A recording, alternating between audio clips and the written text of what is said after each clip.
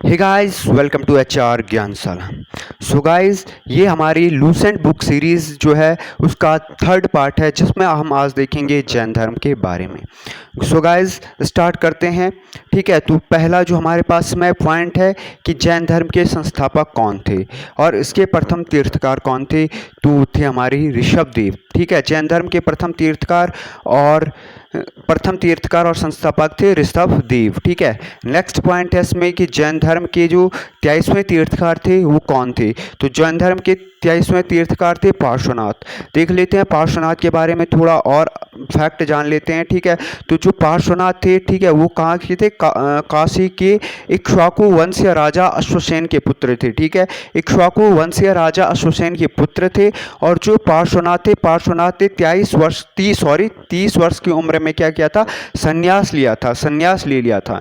ठीक है, और इनके द्वारा जैन धर्म में कुछ नई शिक्षा नीति लाई गई थी। ठीक है, जिसमें कहा गया था कि इनके द्वारा जो जैन धर्म अपनाए वो क्या करें, जैन धर्म अपनाने वाले लोगों को क्या नहीं करना चाहिए, हिंसा नहीं करनी चाहिए। ठीक है, अधिक संपत्ति अपने पास नहीं रखनी है, संपत्ति अपने पास जमा नहीं करनी है। और नेक्स्ट इनका मानना था कि ये चोरी ना करें। ठीक है, ये 3 नियम उन्होंने रखे थे। ठीक है, नेक्स्ट अगर बात करी जाए तो 24वें जो तीर्थकार थे जैन धर्म के वो थे महावीर स्वामी जी। ठीक है, जैन धर्म के 24वां तीर्थकार कौन थे, तो जो जैन धर्म के 24वां तीर्थकार थे महावीर स्वामी के बारे में देख लेते हैं अदर फैक्ट कि महावीर जो स्वामी है, महावीर स्वामी का जन्म हुआ था 540 ईसा पूर्व में। ठीक है, ईसा पूर्व में कहाँ पर हुआ था, कुंडग्राम वैशाली में इनका जन्म हुआ था। ठीक है, इनके पिता का नाम था सिद्धार्थ। ठीक है, पिता का नाम क्या था, सिद्धार्थ था। और ज्ञात्रिक कुल के क्या थे, ये ज्ञात्रिक कुल के थे सिद्धार्थ। ठीक है, पिता का नाम सिद्धार्थ था।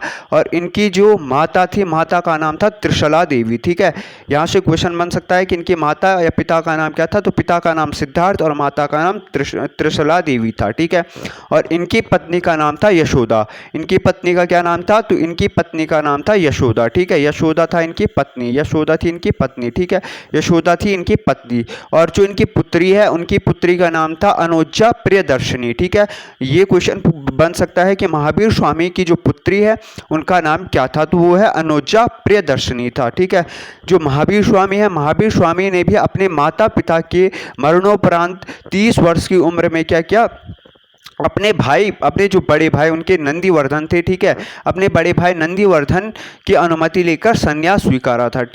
ठीक है, कितने वर्ष की उम्र में, 30 वर्ष की उम्र में अपने बड़े भाई नंदीवर्धन के अनुमति से क्या उन्होंने क्या किया था, संन्यास स्वीकार किया था। ठीक है, जो महावीर स्वामी ने जो उपदेश दिया था वो किस भाषा में दिया था, तो दिया था प्राकृत अर्ध मगधी भाषा में। ठीक है, प्राकृत अर्ध मगधी भाषा में दिया था। ठीक है, और जो महावीर स्वामी जी का बचपन का नाम था, तो महावीर स्वामी जी का बचपन का नाम था वर्धमान। क्या था बचपन का नाम, वर्धमान था। ठीक है, महावीर स्वामी का बचपन का नाम क्या था, तो महावीर स्वामी का बचपन का नाम था वर्धमान। ठीक है, और देख लेते हैं जो महावीर स्वामी को ज्ञान की प्राप्ति हुई, तो महावीर स्वामी को ज्ञान की प्राप्ति हुई जब वो 12 साल तक भटकते रहे। ठीक है, 12 साल तक उन्होंने वनों में भटकते रहे, इधर से उधर। ठीक है, तपस्याएं की, अलग अलग स्थानों पर तपस्याएं की। ठीक है, और उसके बाद उन्हें मिला जो ज्ञान की प्राप्ति हुई वो हुई उनको, ठीक है, ऋजुपालिका नदी के तट पर साल वृक्ष के नीचे।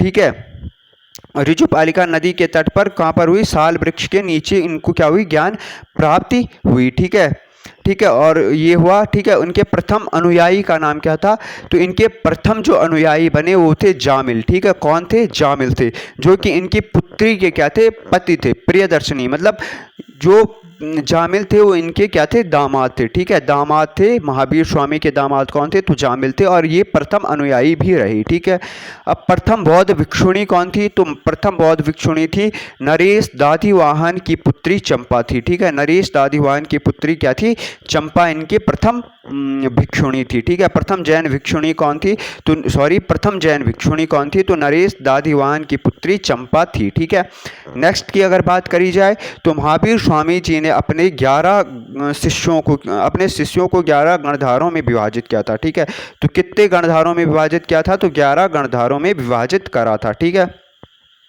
कितने गणधारों में? 11 गणधारों में, ठीक है।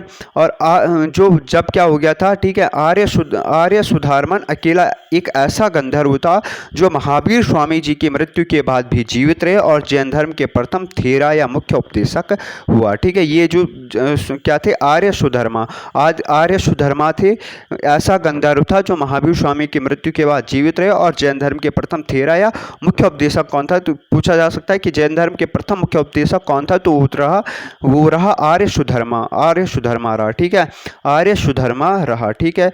अगर बात करें जो जैन धर्म है वो दिगंबर और श्वेतांबर, ठीक है, दो पंथों में क्या है? विभाजित है, दो पंथों में विभाजित है आपका आपका जैन धर्म, ठीक है, दिगंबर और श्वेतांबर।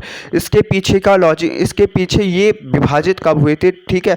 तो ये विभाजित हुए थे 300 ईसा पूर्व में, ठीक है, ये 300 ईसा पूर्व में विभाजित हुए थे। क्या हुआ था? जब यहाँ मगध में क्या हुआ था? 12 वर्षों का भीषण अकाल पड़ा, तो उस टाइम पर जो भद्रबाहु था, ठीक है, दो ये थे, ठीक है, यहाँ पर मैं आपको बता देता हूँ, एक थे भद्रबाहु, एक थे भद्रबाहु थे और दूसरे थे स्थूल भद्र थे, ठीक है।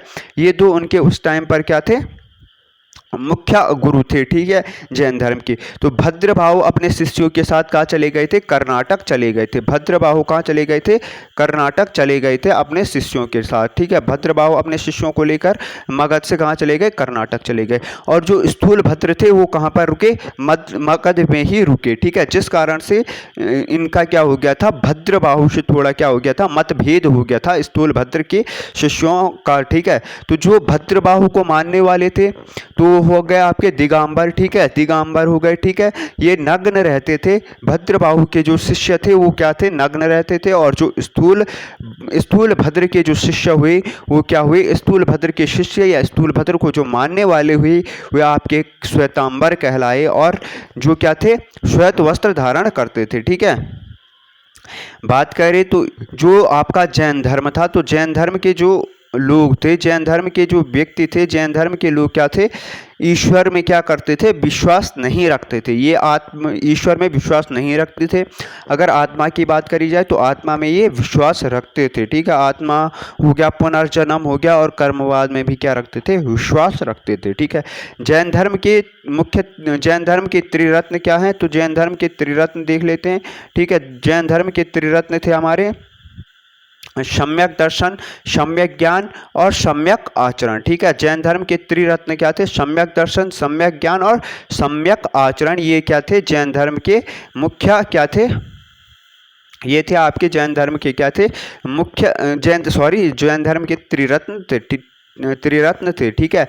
अगर जो जैन धर्म के त्रिरत्न को मानता था, ठीक है, उनके अनुसरण के लिए, उनके अनुशीलन के लिए इन 5 महाव्रतों का क्या करना था? पालन करना आवश्यक था। तो ये जो 5 महाव्रत थे, तो ये कौन कौन से थे जैन धर्म के? तो ये थे आपके अहिंसा, ठीक है, अहिंसा हो गया, सत्य, अस्तेय, अपरिग्रह और ब्रह्मचारी, ठीक है। कौन से 5 महाव्रत कौन थे? तो अहिंसा, सत्य, अस्तेय, अपरिग्रह और ब्रह्मचर्य, ठीक है, ये 5 महाव्रत थे, ठीक है। नेक्स्ट पॉइंट है इसमें कि जैन धर्म में सप्तभंगी ज्ञान के अन्य नाम थे स्याद्वाद या अनेकांतवाद था, ठीक है। जैन धर्म के सप्तभंगी जो ज्ञान थी, सप्तभंगी ज्ञान जो कहा जाता है वो आपके स्याद्वाद या अनेकांतवाद को ही कहा जाता है, ठीक है।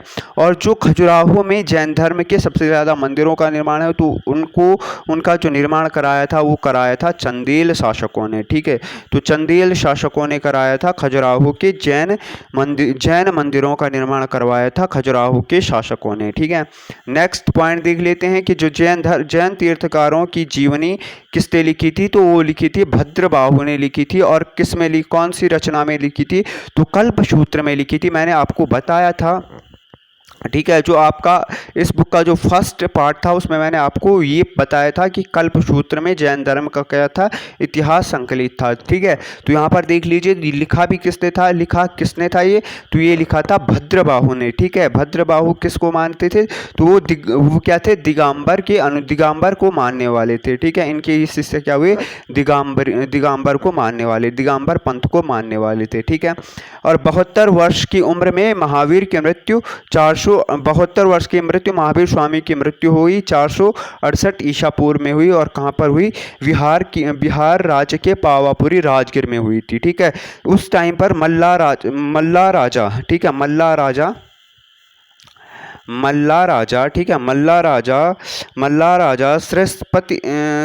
सृष्टिपाल के यहाँ क्या कर रहे थे? सृष्टिपाल के भवन में थे। ठीक है, सृष्टिपाल के राजभवन में थे ये। ठीक है, सृष्टिपाल मल्लाराज सृष्टिपाल के राजभवन में उस टाइम ये थे। ठीक है, महावीर स्वामी की मृत्यु पावापुरी राजगीर में सृष्टिपाल के राजप्रसाद यानी क्या राजमहल में हुई थी। ठीक है, हुई। और अब जैन संगीतियों की बात करी जाए तो प्रमुख जैन संगीतियाँ कितनी हैं? तो प्रमुख जैन संगीतियाँ हैं आपकी 2 हैं। ठीक है, एक है प्रथम जैन संगीति हुई, कितनी जैन संगीतियाँ हुई है? केवल 2 ही बार जैन संगीतियाँ हुई है। एक तो ये 300 ईसा पूर्व में पाटलिपुत्र में हुई थी, और किसने करी थी? उसके अध्यक्ष उस टाइम पर कौन थे? तो स्थूल भद्र अध्यक्ष थे। और द्वितीय जो जैन संगीति हुई थी 6ठी शताब्दी में हुई थी, बल्लभी गुजरात। ये बल्लभी नामक जो स्थान है वो कहाँ पर है? गुजरात में है। और किसने करी थी? अध्यक्ष कौन था उस टाइम पर? क्षमा श्रवण था। ठीक है, अब इसमें जितने भी एक्स्ट्रा जो पॉइंट मैं आपको बता रहा हूँ उसने नोट करते जाइएगा। ठीक है, जैसे बल्लभी गुजरात में है। ठीक है, इस तरीके से ही जो और भी ऊपर मैंने जो पॉइंट आपको बताए हैं, ठीक है, वो आप नोट करते जाइएगा। ठीक है, नेक्स्ट है कि जैन तीर्थकार और उनके प्रतीक चिन्ह। ठीक है, उनके क्या प्रमुख प्रतीक चिन्ह क्या क्या थे? ठीक है, तो बात करी जाए ऋषभदेव जी की, तो ऋषभदेव जी उस टाइम प्रथम तीर्थकार थे। ठीक है, प्रथम तीर्थकार थे, और प्रतीक चिन्ह था सांड। ठीक है, सांड था।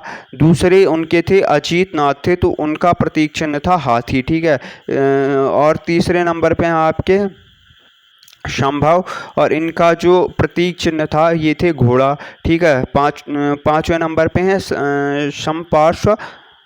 चौथे नंबर पे है संपार्श्वनाथ, संपार्श्व थे। ठीक है, तो संपार्श्व प्रतीक चिन्ह स्वास्तिक था। ठीक है, शांति 5वें शांति थे। ठीक है, तो वो थे ये थे हिरण था। ठीक है, नामी इनका जो प्रतीक चिन्ह था वो थे नीलकमल, और ये अरिष्टनेमी इनका जो प्रतीक चिन्ह था वो शंख था। पार्श्वनाथ के जो शंख चिन्ह था वो था सर्प, और जो महावीर स्वामी थे उस टाइम पर जो क्या था प्रतीक चिन्ह रहा उनका वो था सिंह था। ठीक है, सो गाइज़ ये वीडियो आज के लिए यहीं तक था। यदि आपको वीडियो पसंद आया हो तो वीडियो को लाइक कीजिए, अपने दोस्तों के साथ शेयर कीजिए। ठीक है, और वीडियो के नीचे कमेंट ज़रूर कीजिए।